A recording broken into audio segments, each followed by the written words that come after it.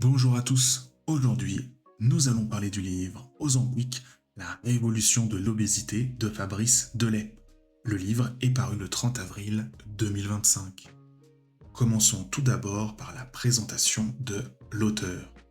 Fabrice Delay est un journaliste franco-suisse. Il travaille en Suisse actuellement pour ID News. Il suit depuis 25 ans l'univers des sciences, de la technologie et des startups. Il a notamment écrit La révolution de l'ARN messager en 2021. Quelle est la thèse du livre sur l'Ozempic? L'auteur indique qu'il lui a fallu 6 mois d'enquête pour reconstituer l'histoire de cette découverte qu'est l'Ozempic et les analogues du GLP-1 et en explorer les dessous afin de raconter cette histoire. La découverte des analogues du GLP-1 va être un événement aussi majeur que la culture de la pomme de terre au XVIIe siècle selon l'auteur.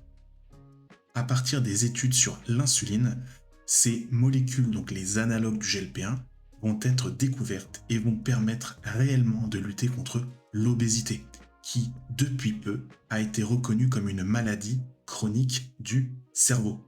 Grâce à ces découvertes, Novo Nordisk et Eli Lilly, les deux entreprises à la pointe dans ces traitements contre l'obésité et le diabète de type 2, vont voir leur cours en bourse exploser, de même que leurs bénéfices. Mais des problèmes inattendus vont apparaître, comme les pénuries, car la demande est bien plus forte que l'offre.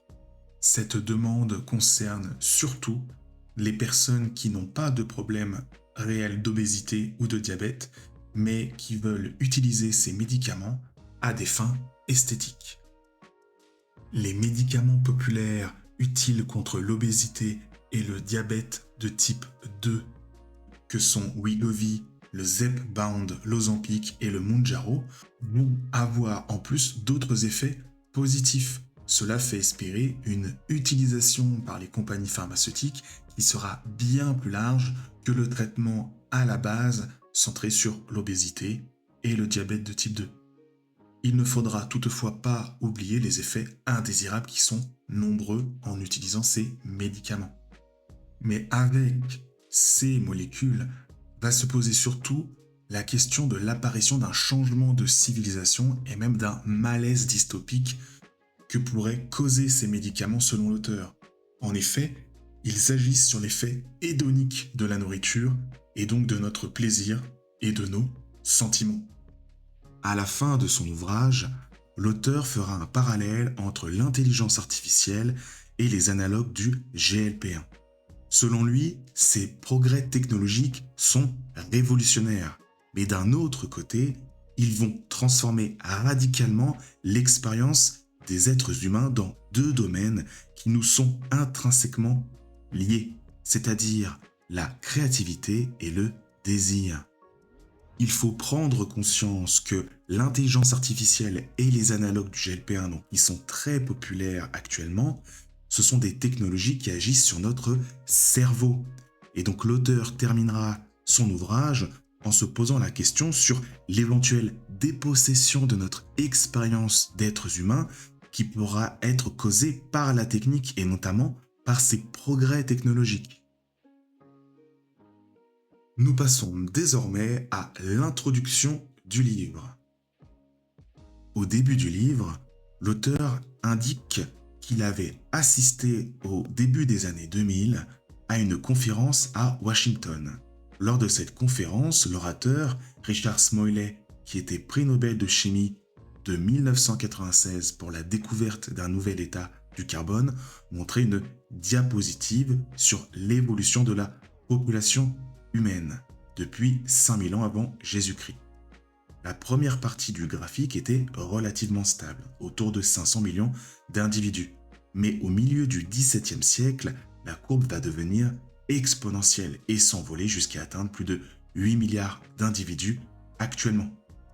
L'orateur a alors demandé aux personnes présentes dans la salle s'ils avaient une idée de la raison pour laquelle la population humaine avait commencé à croître de manière exponentielle à partir de 1650.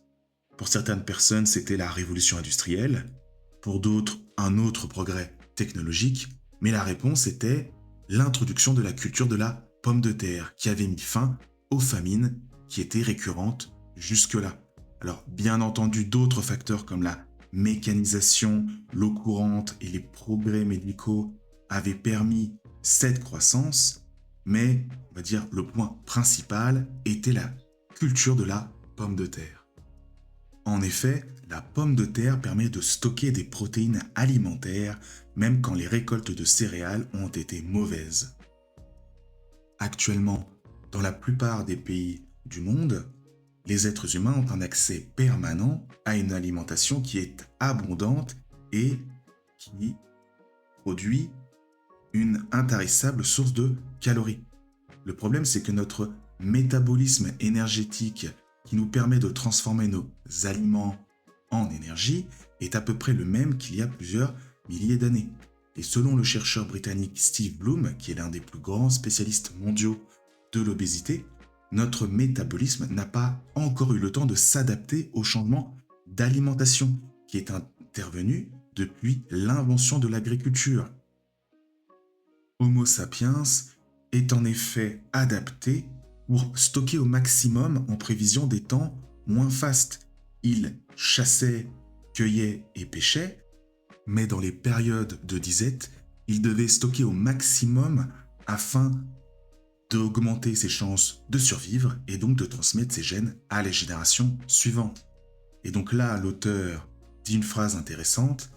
Il écrit « On peut donc considérer que les obèses d'aujourd'hui, au nombre de 1 milliard selon l'OMS, sont en réalité les descendants des super performeurs de la sélection naturelle, ce qui était le plus adapté à la survie à l'époque des chasseurs-cueilleurs. » Selon l'auteur, actuellement, un Européen sur 6 est obèse et la moitié des adultes du continent européen sont en surpoids.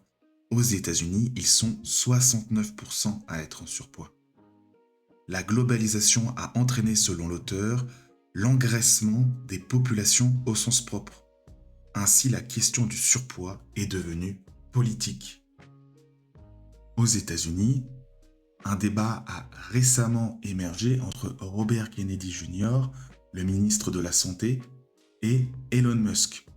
Selon le ministre de la Santé, l'obésité est une question de volonté et peut donc être combattue avec un régime plus sain que celui qui est proposé par les multinationales de l'agroalimentaire. Il faut également faire de l'exercice.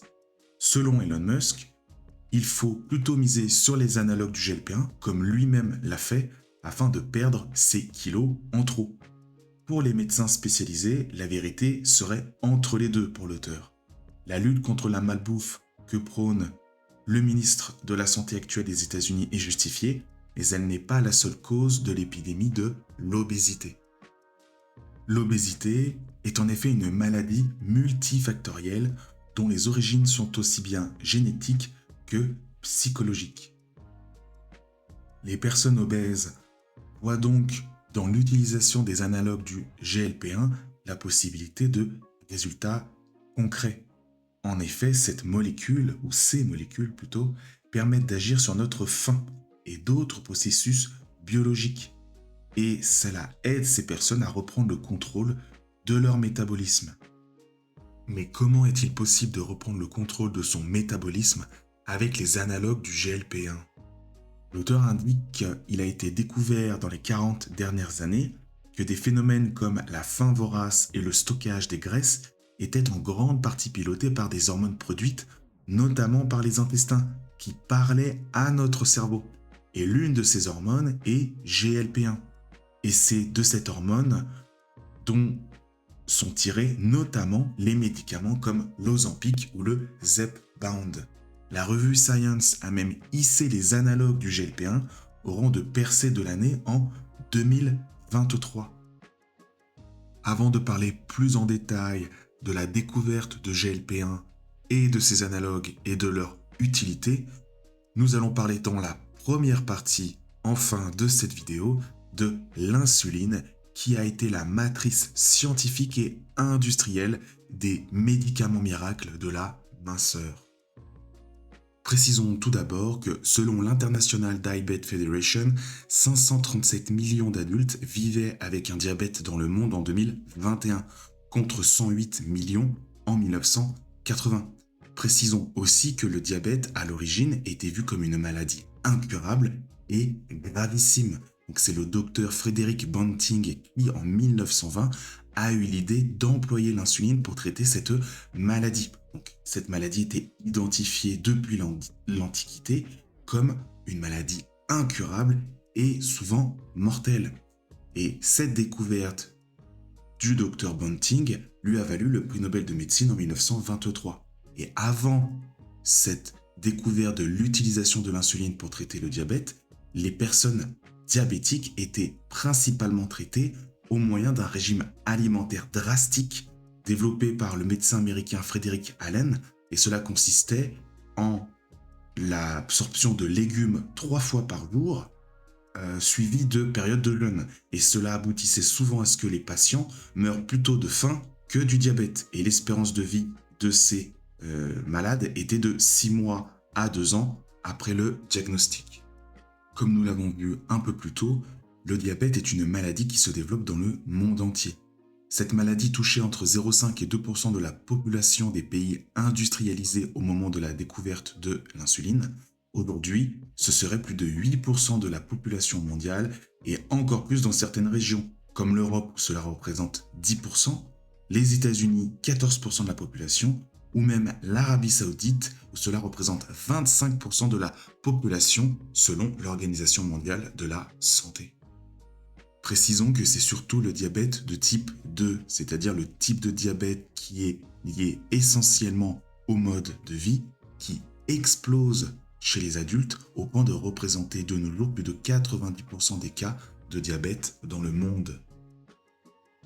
Cette maladie touchant de plus en plus de monde, les laboratoires qui commercialisent l'insuline vont donc faire fortune. Ce sera notamment le cas de Novo Nordisk et de Eli Lilly. Et l'insuline va être la première application de ce qui sera la grande révolution biomédicale de la fin du XXe siècle. Elle permettra le développement de la biologie moléculaire et du génie génétique. Il faut rappeler en effet qu'au départ, l'insuline, l'utilisation était d'origine animale. Il fallait se procurer des pancréas de vaches et de porcs et cela entraînait un risque de transmission de nouveaux pathogènes. L'insuline humaine a résolu le problème et elle était moins chère à produire car cela se faisait par le génie génétique grâce à des bactéries qui avaient reçu le gène humain de l'insuline. Au cours du temps, les industriels comme Eli Lilly et Novo Nordisk vont continuer de peaufiner des versions de plus en plus efficaces, comme par exemple de l'insuline à action lente grâce à un savoir-faire chimique. Par exemple, en 1996, Eli Lilly va lancer Humalog, qui est un analogue de l'insuline, c'est-à-dire une molécule produite 7 fois par génie génétique, dont la séquence d'acides aminés a été modifiée chimiquement afin d'améliorer sa performance thérapeutique. Selon l'auteur, l'insuline a été très utile pour d'autres découvertes essentielles au développement de la biologie moléculaire et de son bébé industriel qui est le génie génétique. Et le grand succès, le premier en tout cas grand succès du génie génétique, ce sera l'insuline recombinante, c'est-à-dire de l'insuline qui est produite par des bactéries qui ont reçu un gène humain de l'insuline. Pour l'auteur, le plus étonnant, c'est que les découvertes générées par l'insuline elle-même ont précipité une révolution qui va conduire à la découverte puis au développement de médicaments miracles que seront les analogues du GLP-1. Dès lors, le fait que l'insuline soit la matrice scientifique de nombreuses découvertes jusqu'aux analogues de GLP-1, cela explique pourquoi Eli Lilly et Novo Nordisk se sont servis de l'héritage de l'insuline pour faire des analogues de GLP-1, les médicaments stars du XXIe siècle. Nous passons maintenant à la deuxième partie du livre, l'histoire de la découverte de GLP-1 et de son utilité.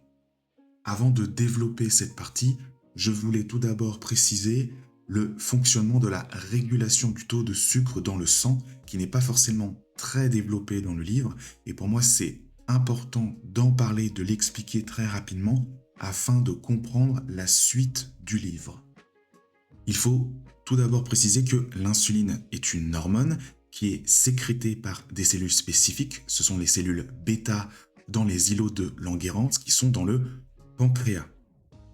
Le rôle de l'insuline est de favoriser l'absorption du glucose présent dans le sang par les cellules adipeuses, les cellules du foie et les cellules des muscles squelettiques. L'insuline est donc une hormone hypoglycémiante, c'est-à-dire qu'elle va diminuer le taux de sucre dans le sang. Le glucagon, quant à lui, est une hormone qui est hyperglycémiante. Son rôle est inverse de celui de l'insuline. Le glucagon est sécrété par les cellules alpha des îlots de Langerhans qui sont présents dans le pancréas comme nous l'avons vu. Et cela agit principalement sur le foie en provoquant ce qu'on appelle la glycogénolyse. Donc la glycogénolyse, c'est une réaction chimique. Cela consiste à ce que le glycogène, qui est un polymère de glucose, c'est-à-dire plusieurs molécules de glucose qui sont alignées, on va dire, collées les unes aux autres, que ce glycogène soit découpé en glucose, en plusieurs molécules de glucose, et ces molécules vont ensuite aller dans le sang, et cela explique pourquoi le glucagon augmente le taux de glucose dans le sang. Concernant le diabète, il y a tout d'abord le diabète de type 1, qui est un diabète insulino-dépendant et qui est un diabète de type inné. C'est une maladie auto-immune qui est irréversible.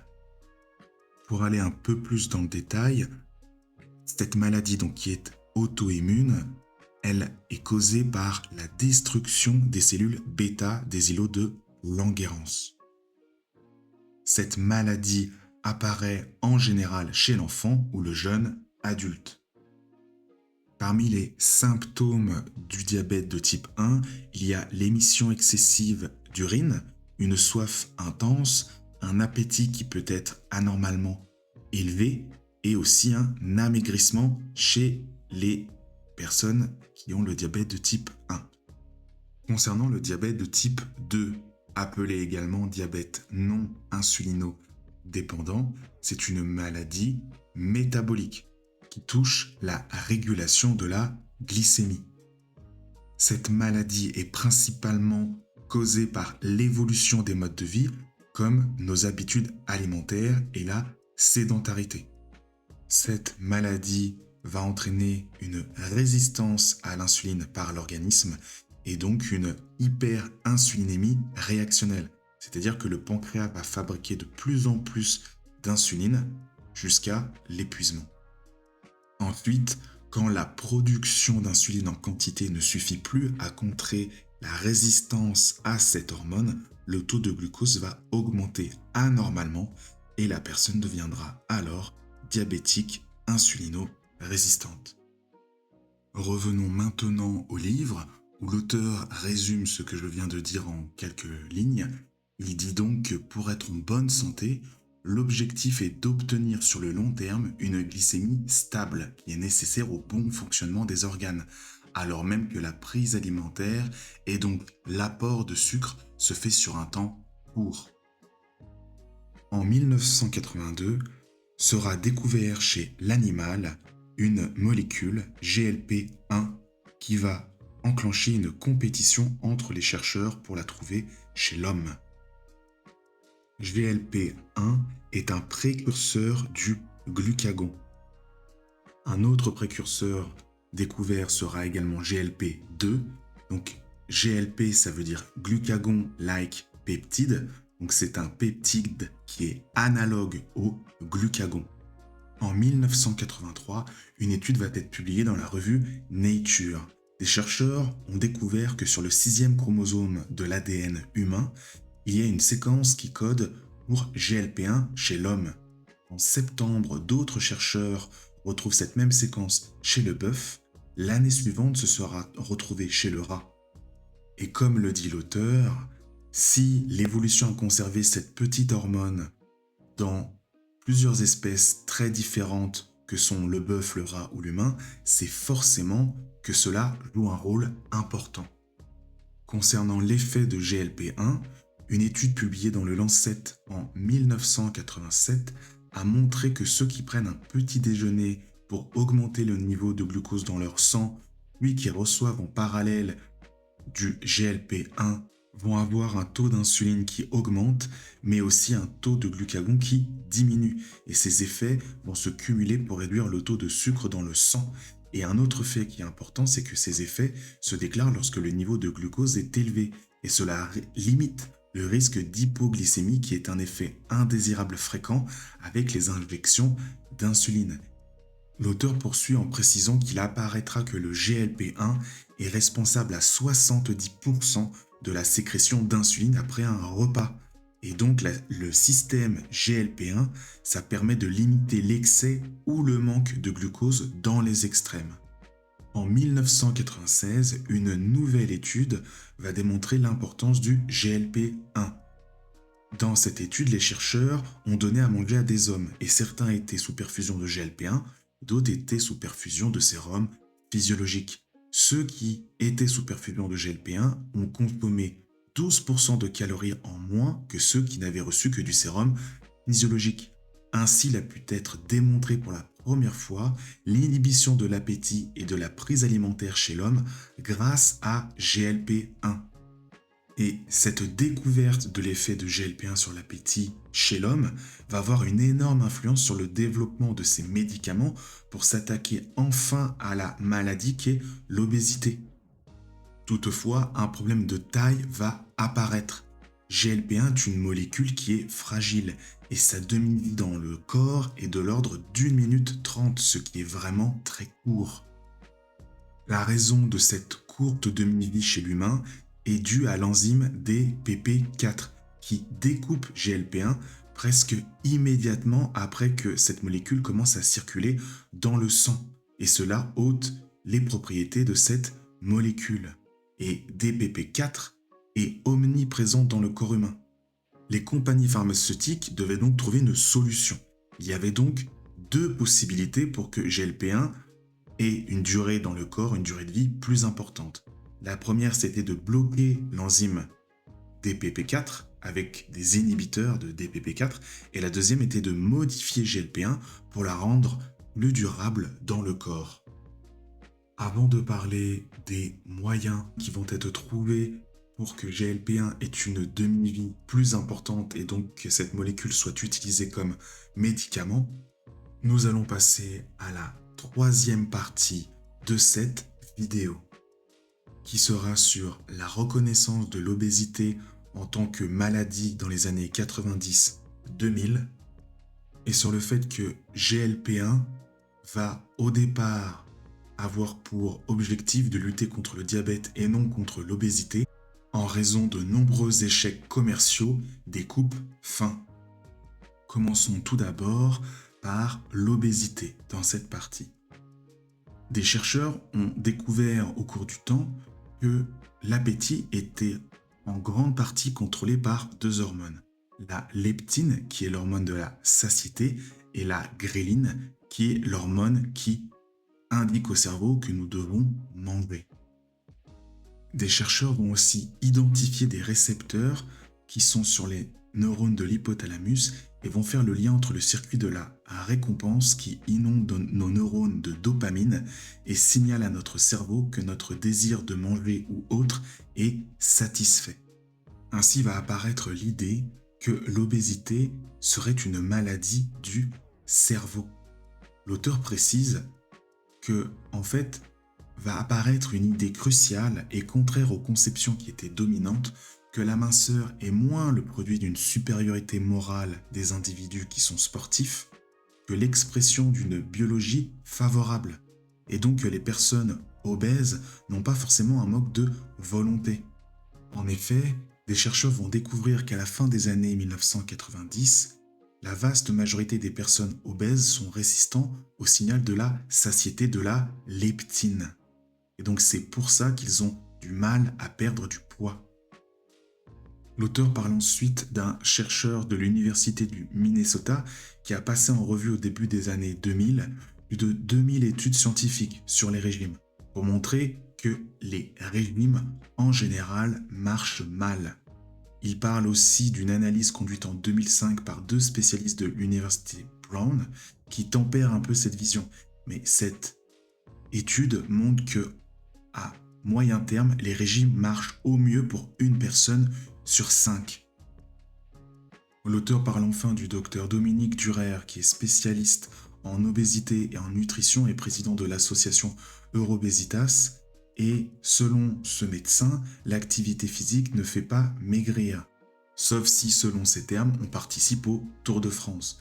L'activité physique permet de conserver sa masse maigre, donc la masse on va dire musculaire, lors de l'amaigrissement pour éviter une chute massive de la dépense énergétique au repos, qui est un facteur de risque pour la reprise de poids. Et donc ici, le seul moyen qui semble efficace pour perdre du poids durablement est de changer radicalement de style de vie. Mais cela est très difficile à faire. L'obésité va ensuite, au cours du temps, être reconnue comme une maladie chronique. Dès 1997, l'Organisation mondiale de la santé considère que l'obésité est une maladie chronique complexe, progressive et récidivante. En 1998, le National Institute of Health aux États-Unis va changer de paradigme à propos de l'obésité et la définir comme une maladie plutôt que comme un état de santé résultant d'un certain mode de vie. Il faudra attendre 2013 pour que l'American Medical Association se rallie à ces vues. L'Union européenne va quant à elle reconnaître l'obésité comme une maladie en 2004, mais il y aura des appréciations très diverses selon les États membres. En effet, si les instances politiques ont reconnu l'obésité comme une maladie, comme en Allemagne ou en Italie, ce n'est pas le cas comme en France. En effet, dans la France, l'obésité n'est pas considérée comme une affection de longue durée par l'assurance maladie, à la différence du diabète de type 1 et de type 2. Et la raison, elle est simple, car si l'excès pondéral devient une maladie, alors cela signifie qu'il devient envisageable de la traiter cette maladie avec des médicaments qui pourront être remboursés par l'assurance maladie. Concernant les compagnies pharmaceutiques, en raison de l'explosion du nombre de personnes en surpoids et de personnes obèses, va se poser la question de trouver un médicament coupe-faim. Mais les diverses commercialisations des coupes-faim se révéleront être des échecs commerciaux retentissants. Au début des années 2000, Sanofi avait par exemple développé des molécules agonistes des récepteurs CB1. Ce sont les récepteurs cannabinoïdes qui modulent certains neurotransmetteurs qui ont un effet psychotrope, donc comme le cannabis, mais qui stimulent aussi l'appétit. Et les molécules agonistes des récepteurs CB1 créées pour faire des coupes-faim efficaces, cela marchait au niveau du coupe-faim, mais cela ne bloquait pas que la faim. Et c'était ça le problème. Les personnes traitées devenaient dépressives et anxieuses. Il y avait même des idées suicidaires. Le médicament de Sanofi nommé Acomplia a dû être retiré en 2008 de la commercialisation, 2 ans à peine après son lancement. Mais cet échec n'a pas été le premier. En effet, la demande de coupe-faim avait explosé bien avant l'augmentation du nombre d'obèses à des proportions très élevées. Cela a commencé à partir des années 50, 1950, c'est-à-dire l'époque des bikinis et de la transformation de la représentation sociale du corps, notamment du corps féminin. Et dans les années 50, la demande pour les coupes-faim va exploser. Dans les années 1960, le laboratoire français Servier a développé une molécule, le fenfluramine, qui permet de perdre du poids de manière modeste et qui était commercialisé sous le nom de Pondéral en Europe et de Pondimine aux États-Unis. Et puis, au milieu des années 80, les chercheurs américains vont associer cette molécule à une autre amphétamine médicale, la phentermine, pour contrebalancer les effets de somnolence. Ce cocktail était baptisé le fen-phen et c'était devenu une machine à dollars. Dans les années 1990, les prescriptions décollent pour atteindre 18 millions aux États-Unis en 1995. Le laboratoire Servier s'associera au laboratoire Wyatt pour commercialiser un dérivé proche. Ce sera le Dincefluxramine et le nom commercial sera le Redux à partir de 1996. Toutefois, ces deux groupes fins vont être à l'origine d'un des plus gros scandales de l'industrie pharmaceutique.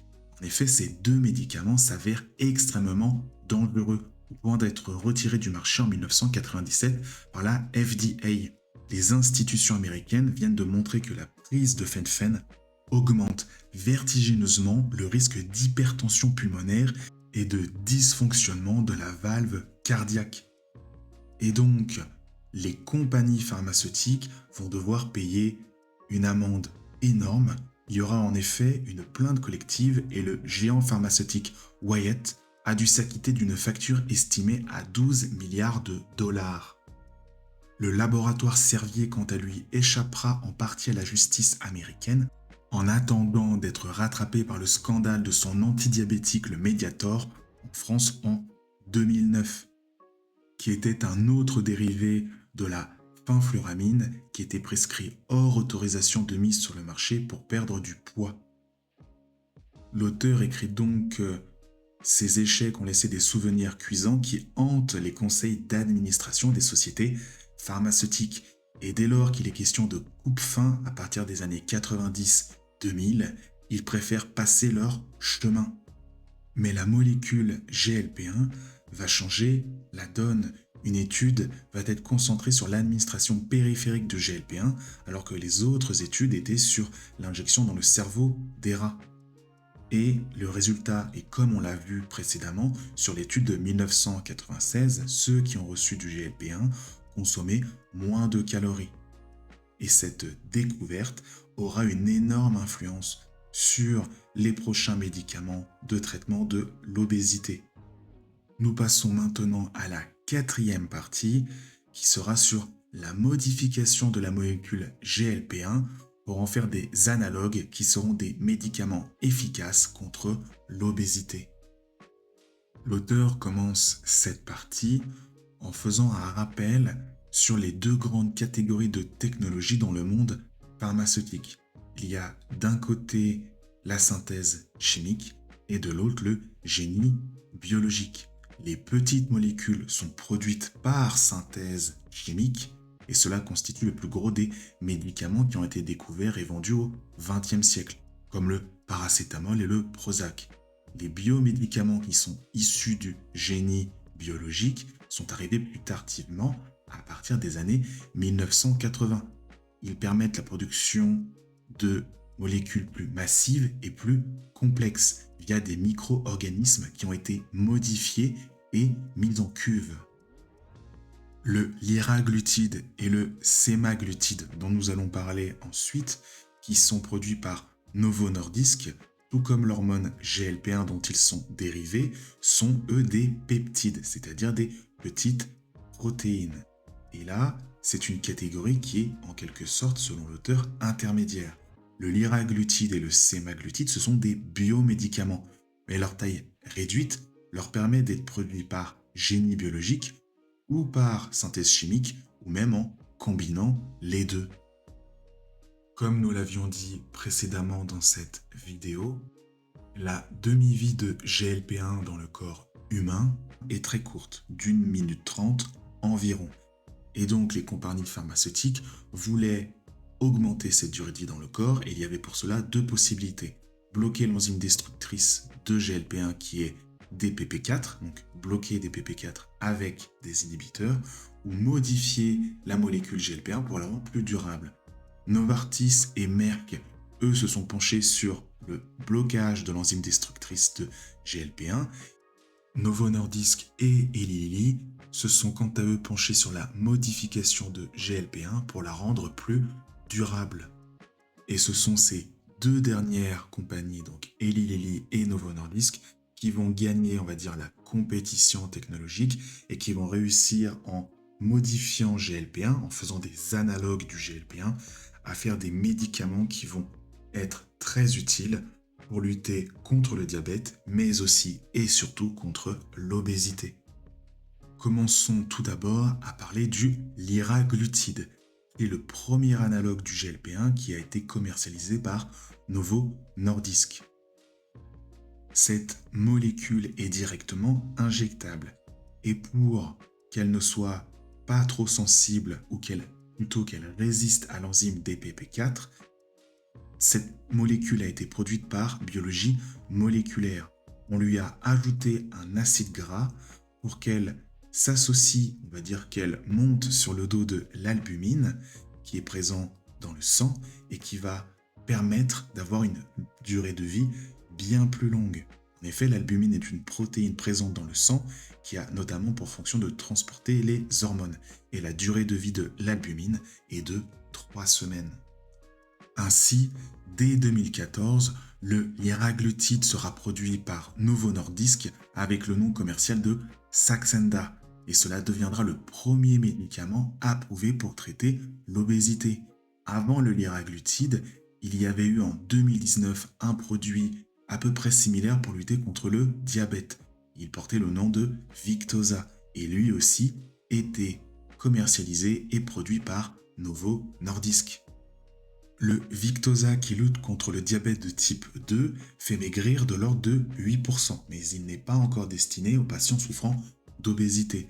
Avec le Saxenda, ça a été une première mondiale, car pour la première fois, un médicament avec un analogue de GLP-1 a été réservé pour le traitement de l'obésité et il faisait perdre 8% du poids. Novo Nordisk semblait donc de prime abord être l'entreprise qui était en amont et bien en avance par rapport à ses concurrentes dans le traitement de l'obésité. Mais va apparaître la concurrence d'une compagnie américaine, Eli Lilly. Ici, dans cette entreprise, les chercheurs vont aussi modifier un acide aminé de la molécule GLP-1 pour qu'elle n'attire plus l'enzyme responsable de sa dégradation. Et comme l'a fait Novo Nordisk, ils vont se servir de l'albumine qui est présente dans le sang pour prolonger la durée de vie de GLP-1. Ils vont aussi se servir d'un acide gras pour attacher GLP-1 à l'albumine comme l'a fait Novo Nordisk. Et ils vont fusionner l'hormone à une molécule complexe, un anticorps, qui a lui-même une durée de vie prolongée qui se lie à l'albumine.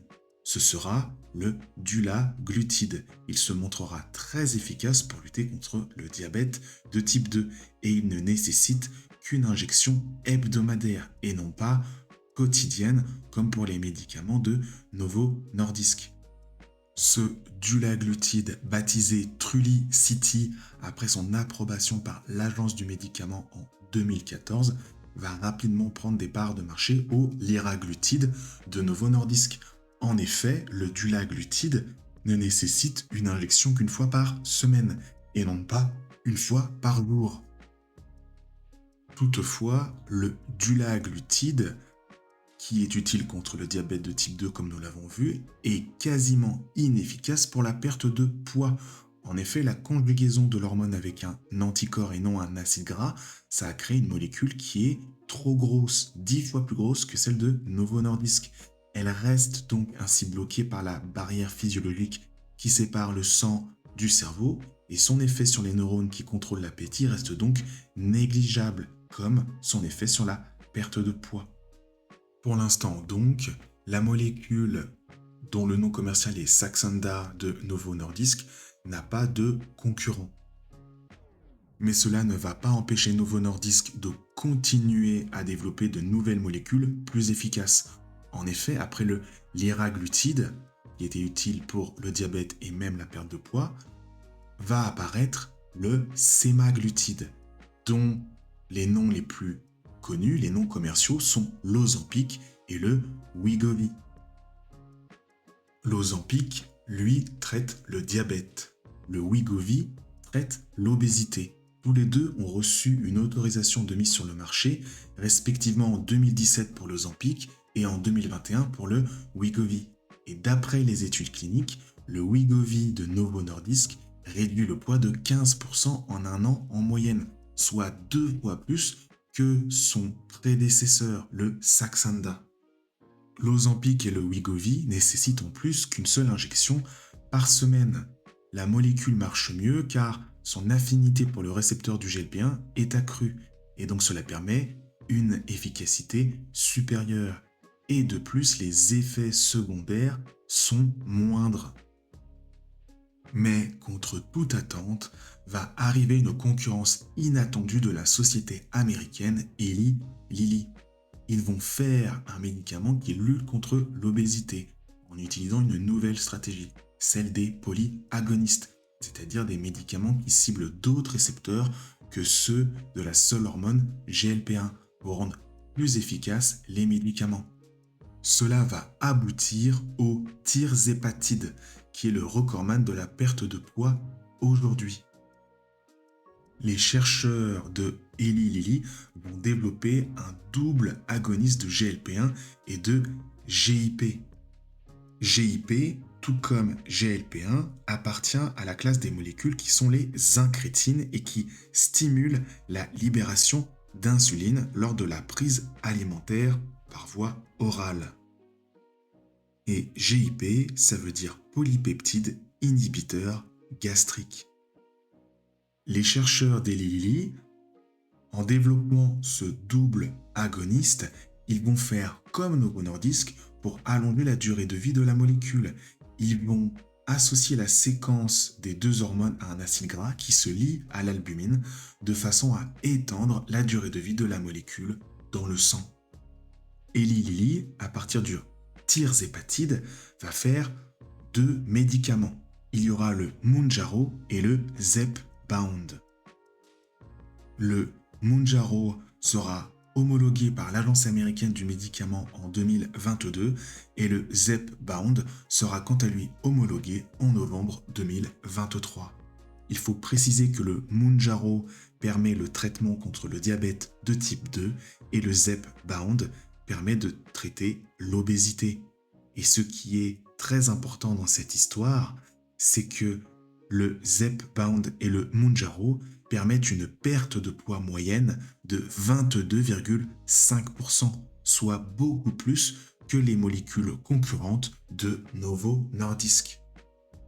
Actuellement, la concurrence fait rage en raison des milliards en jeu que représente le marché de l'obésité. Des entreprises pharmaceutiques font le choix de développer des polyagonistes, comme l'entreprise Carmo Therapeutics et son double agoniste GLP-1-GIP qui a été racheté en début 2024 pour 2,5 milliards de francs, soit plus de 2,6 milliards d'euros par Roche.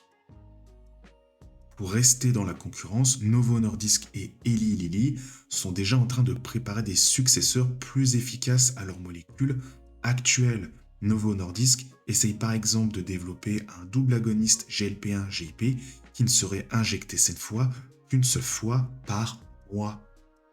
Quant à l'entreprise américaine Eli Lilly, elle mise désormais sur le retatrutide, un triple agoniste GLP-1-GIP glucagon qu'elle espère encore plus efficace que son Zepbound. L'auteur toutefois précise que tout le monde ne partage pas l'idée que les polyagonistes sont l'avenir des médicaments GLP-1. Ainsi pour Bernard Torrance, le découvreur du récepteur de GLP-1, tout comme Jean Holst qui a découvert GLP-1, ils sont sur la même longueur d'onde. Ils pensent que personne n'arrive à expliquer l'action exacte des polyagonistes. Selon l'auteur, il est donc difficile d'affirmer qu'une approche serait plus pertinente qu'une autre dans la jungle des médicaments de GLP-1.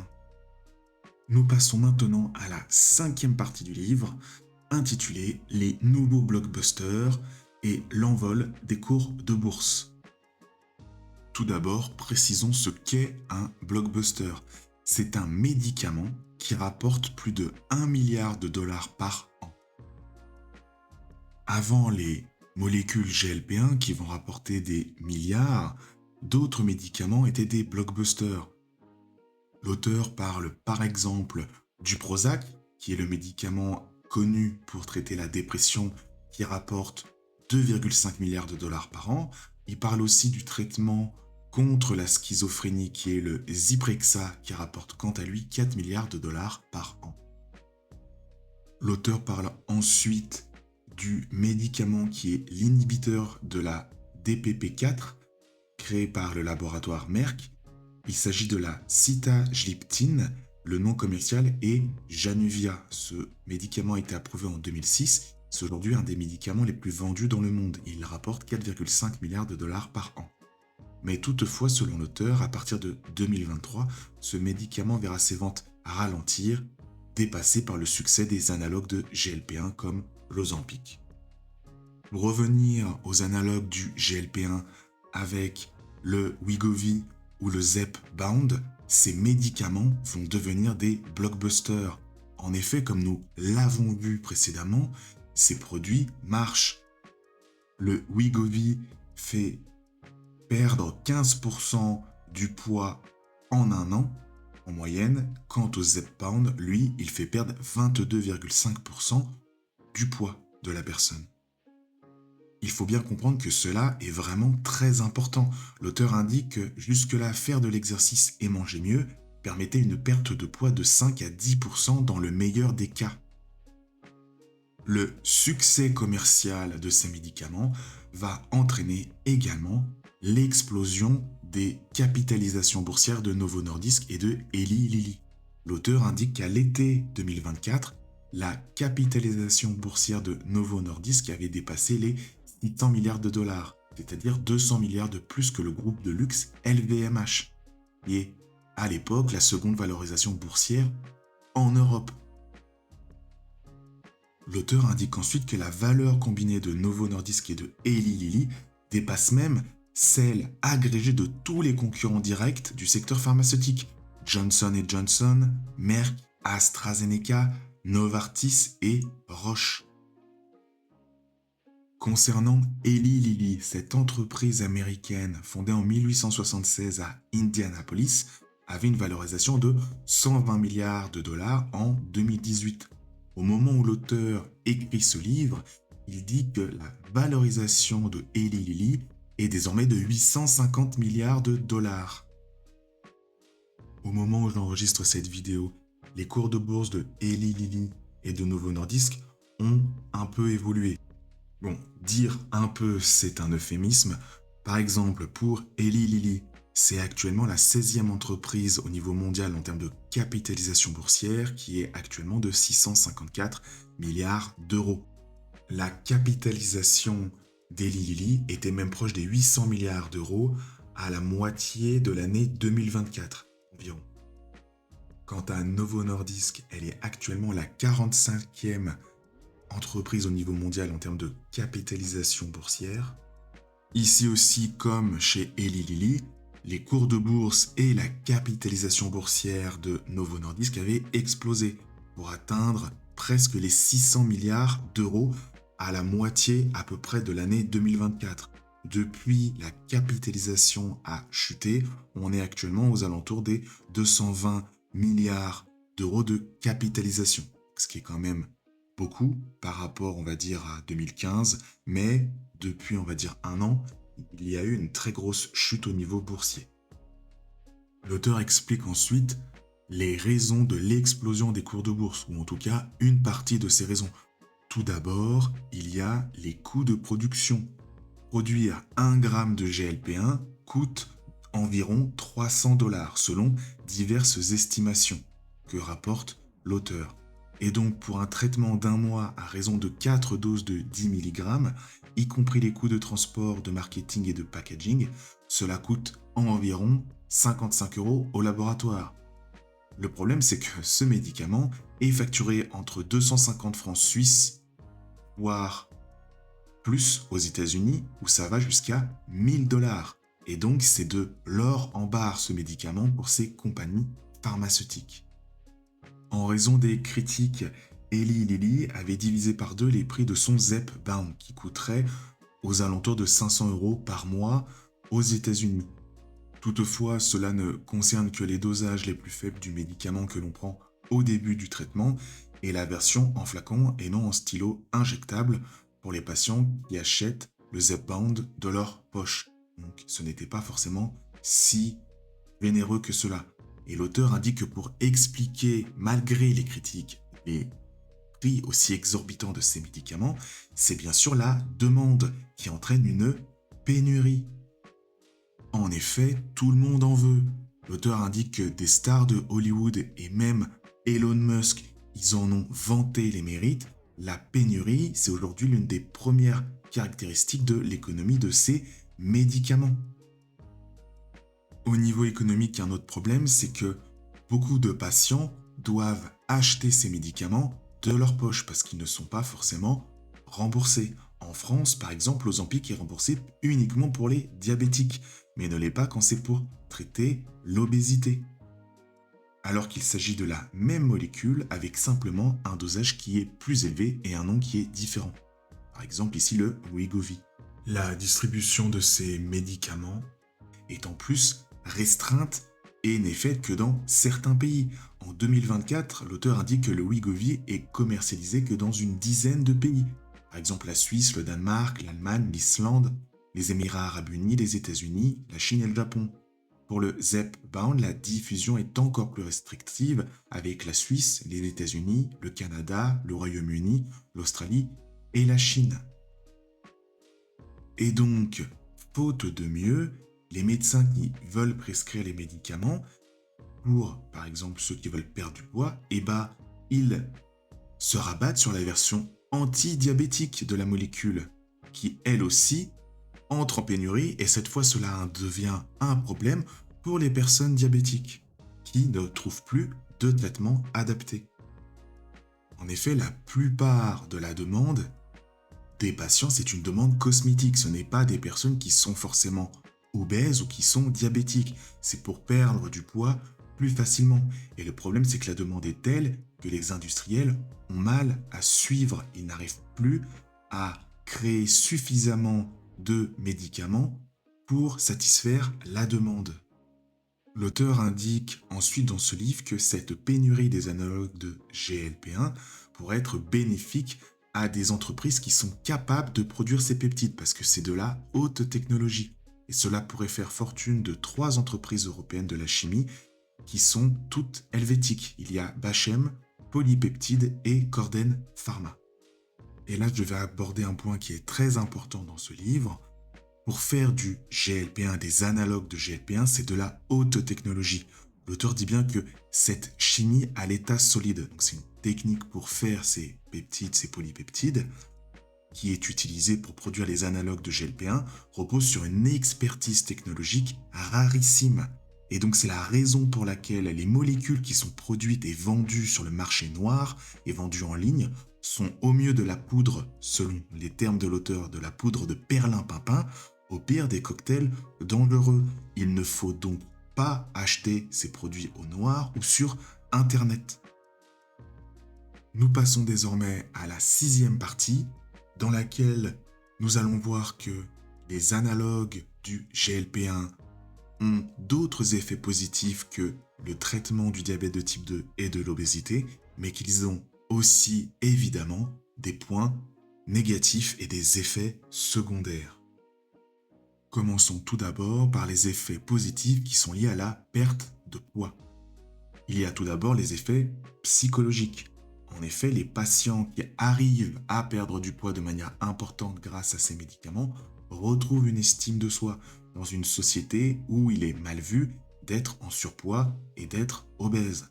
Concernant les effets physiologiques, la diminution de la résistance à l'insuline est une voie, comme nous l'avons vu, vers le diabète de type 2. Cela va entraîner une diminution de la pression artérielle et une augmentation du bon cholestérol selon l'auteur.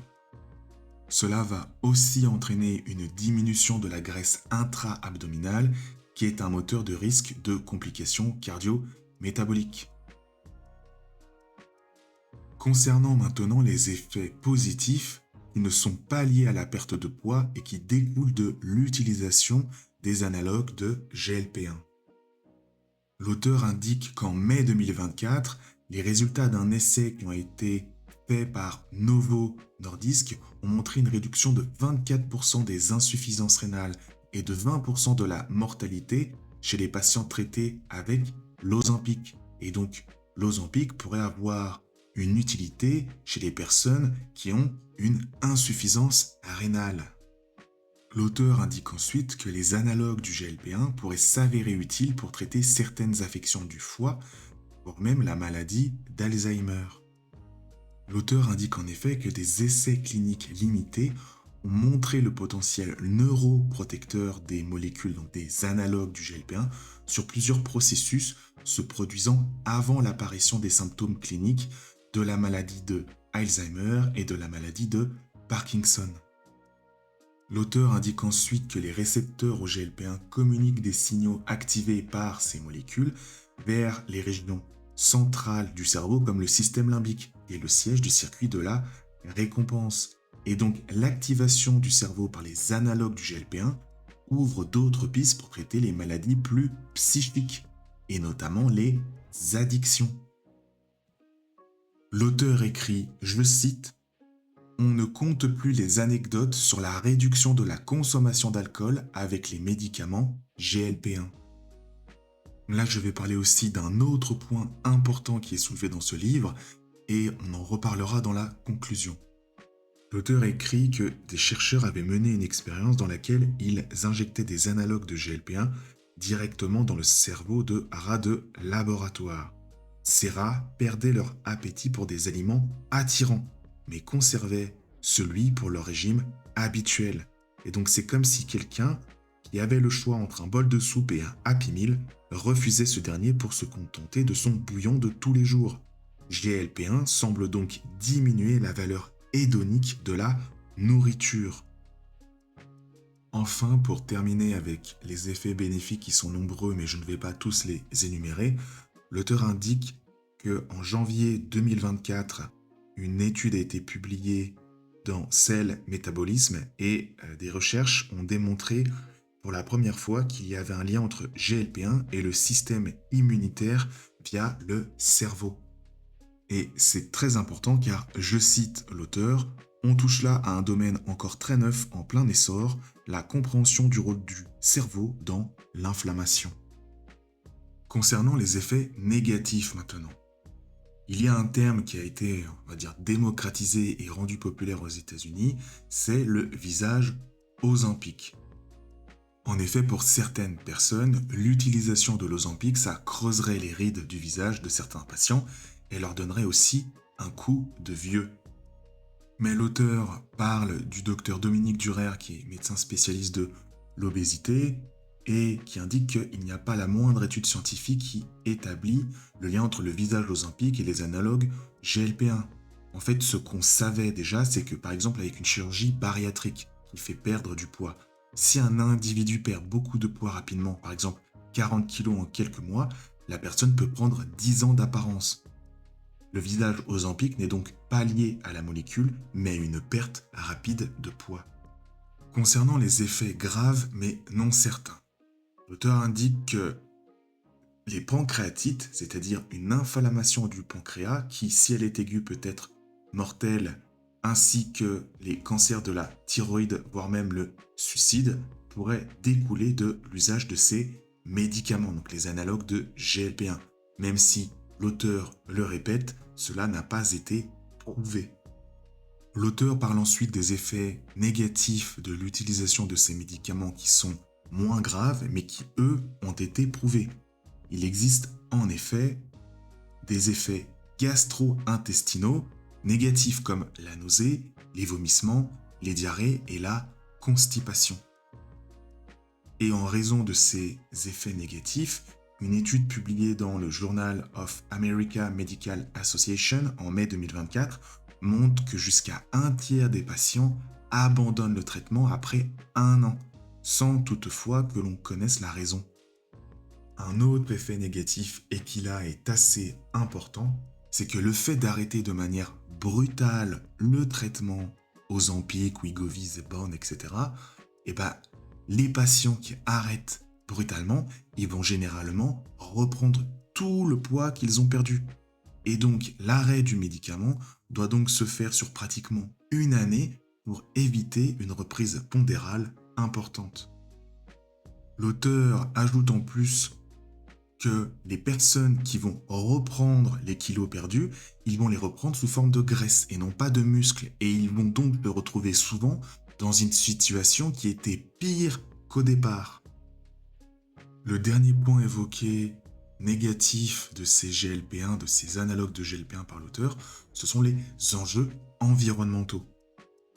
L'auteur explique que pour faire ces analogues de GLP-1, il y a des solvants qui sont utilisés. Donc il y a par exemple l'acétonitrile et surtout le diméthylformamide, DMF. Donc le premier, l'acétonitrile, est inflammable et ces fumées sont hautement toxiques. Le second, le DMF, il est classé cancérigène, mutagène, rétrotoxique, c'est-à-dire la catégorie la plus élevée de la toxicité dans la législation européenne. Et les fabricants de ces peptides, ils doivent s'occuper de ces polluants. Et c'est un vrai casse-tête. En effet, la quantité de déchets produits pour faire des GLP-1, des analogues de GLP-1, elle est colossale. L'auteur dit que pour produire 1 kg de produits synthétisés, il y aura 30 tonnes de déchets. Nous passons maintenant à la conclusion du livre. L'auteur écrit que l'Ozempic est devenu en un claquement de doigts une marque à la notoriété planétaire, une sorte de yin face au yang de la malbouffe. Et l'auteur va aborder un point qui est vraiment très important. Il dit qu'une personne lui a donné l'idée de rapprocher l'intelligence artificielle avec les analogues du GLP-1, parce que ces deux technologies, elles agissent sur des aspects fondamentaux de l'expérience humaine, que l'on croyait jusque-là protégés du progrès technique. Ces deux aspects fondamentaux sont notre créativité et nos émotions. L'auteur parle même dans sa conclusion d'une sorte de malaise dystopique que l'on commence à ressentir. En effet, les effets, les impacts potentiels qu'auront les analogues du GLP-1 peuvent être assez importants. Il s'agit de notre appétit, mais cela va au-delà. Il s'agit de notre système de récompense qu'il y a dans notre cerveau. Et l'on parle ainsi de nos goûts, de nos sensations, de notre plaisir, bref, de nos émotions. Et l'auteur se dit donc quel sera l'impact cognitif et social de tels modulateurs de désir que sont les analogues de GLP-1. L'auteur se demande quelles seront les conséquences si ces médicaments deviennent accessibles librement à ceux qui veulent les acheter. La vérité, selon lui, c'est que pour l'instant, nous n'en savons rien. Mais il indique que manger, c'est aussi partager une expérience sociale. Et il se demande quel plaisir aurons-nous encore, par exemple d'avoir un repas gastronomique avec des amis, si les analogues de GLP-1 nous ont coupé l'appétit. L'auteur, à la fin de sa conclusion, il indique que la popularité actuelle de l'IA et des analogues de GLP-1 est à questionner, car ces deux technologies, elles agissent sur notre cerveau, et cela invite à s'interroger sur notre possible double blessure narcissique. En effet, ces deux technologies, comme nous l'avons vu précédemment, agissent sur la créativité et sur notre désir, nos émotions. Il se demande si, dans un avenir proche, des personnes, des touristes voudraient visiter un musée ou une librairie qui serait remplie d'œuvres produites par les IA. Il se demande aussi quel plaisir aura-t-on à s'asseoir à une table d'un restaurant si notre appétit est bridé par des médicaments. Et, de manière plus générale, à quoi pourrait ressembler notre société où ces deux technologies seraient de plus en plus omniprésentes. Il soulève à juste titre qu'il serait préférable de s'attaquer à cette malbouffe plutôt qu'à ses conséquences, c'est-à-dire au traitement que l'on nous vend. Il serait préférable de lutter contre les produits qui entraînent l'obésité et le surpoids au niveau mondial. La vidéo est maintenant terminée. J'espère que vous avez autant aimé écouter cette vidéo que j'ai pris du plaisir à lire ce livre qui était vraiment passionnant et qui a repris toute l'histoire de la création des analogues du GLP-1, en partant de l'insuline, en partant de la culture de la pomme de terre qui aurait été l'une des causes principales de l'explosion de la population au niveau mondial, et aussi bien évidemment de parler des effets bénéfiques et des effets négatifs de ces médicaments. Comme ça on y voit plus clair. On voit les médicaments qui étaient faits uniquement pour le diabète de type 2 et ceux qui sont faits pour l'obésité. Et ce que j'ai beaucoup aimé, c'est l'explication, donc le fonctionnement de ces produits, de ces analogues du GLP-1, et aussi le parallèle qui est fait entre ces analogues du GLP-1 et l'intelligence artificielle. Ça, c'était vraiment pertinent, j'ai beaucoup aimé. Il y a aussi le rappel très important que ces molécules, ces analogues de GLP-1, ils ont un effet sur notre cerveau. Cela entre dans le système de la récompense. Et donc, ce n'est pas des produits qu'il faut prendre de manière anodine. Certes, cela fait perdre beaucoup de poids, mais cela joue sur nos émotions. Et ça, c'est vraiment pertinent. J'ai vraiment beaucoup aimé que l'auteur parle des IA qui, entre guillemets, nous voleraient potentiellement notre créativité et ces molécules qui pourraient être dangereuses sur nos émotions et notamment notre appétit et peut-être sur d'autres émotions à l'avenir. Concernant les craintes qu'avait l'auteur sur les effets des analogues du GLP-1 sur la façon dont nous allons potentiellement prendre nos repas à l'avenir, eh ben, l'auteur avait vu juste. Là, je vous cite un reportage de France Info qui a été publié le 8 octobre 2025, intitulé « Lutte contre l'obésité aux États-Unis, la révolution des médicaments coupe fin ». Et cela parle du changement qu'ont les utilisateurs de ces médicaments dans leur restauration. Quand ils vont au restaurant, ce n'est plus du tout la même façon de consommer. La première conséquence, c'est que ces clients qui vont dans les restaurants, ils mangent beaucoup moins. Donc là, je cite une partie de l'article. Avec sa femme, elle aussi sous traitement, le monsieur, il va toujours au restaurant, mais plus du tout comme avant. Il dit, les portions sont énormes. Donc, on commode un seul plat et on partage. Ça nous suffit. L'article continue en disant qu'à New York, plusieurs restaurants ont commencé à afficher des menus olympiques, comme le Tucci à Manhattan qui propose à ses clients un arancini au lieu de 3 pour la portion normale. La tendance, continue l'article, s'applique aussi à la consommation d'alcool, le cocktail stylé du moment et le mini martini. Les habitudes alimentaires ne changent pas qu'au restaurant. En effet, dans cet article, il est aussi écrit qu'il y a par exemple une formule poulet, brocoli ou bœuf sauce barbecue de la marque Healthy Choice qui affiche dans les rayons une mention compatible GLP-1.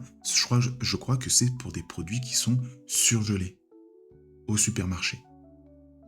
Donc là, l'auteur avait vu juste, les gens vont moins consommer. Par contre, ce qui a l'air quand même positif dans cet article, et ça n'a pas été mentionné par l'auteur, mais en fait, il se pourrait que l'Ozempic, finalement, ça serait plutôt positif de ce point de vue-là, c'est que donc là, je cite l'article encore de France Info, Jay Banji, président de Goliath Consulting Group, il confirme, pour nous, ça a vraiment commencé l'an dernier, les clients se sont mis à réclamer des choses à partager de petites portions. Donc, peut-être que le fait de prendre de l'Ozempic, cela poussera les gens à avoir des menus plus à partager, et peut-être, nous verrons à l'avenir, que les menus à partager, la façon de manger sera plus conviviale qu'autrefois. C'est un point positif que j'ai soulevé au moins de l'Ozempic ou de ces traitements. Il faudra aussi attendre pour voir si les autres effets bénéfiques de ces médicaments, les analogues de GLP-1, seront véritables, mais aussi et surtout voir si des effets négatifs potentiellement importants vont se révéler. Est-ce qu'on va assister à un autre phénomène tel que le Mediator ou le fen-phen, comme on l'a vu plus tôt dans la vidéo? Est-ce que ces médicaments à l'avenir vont se révéler très dangereux? Et ça, il faudra malheureusement attendre pour s'en rendre compte. En tout cas, la vidéo est maintenant terminée. J'espère que cela vous aura plu. Je vous dis à la prochaine vidéo pour un prochain résumé de livre.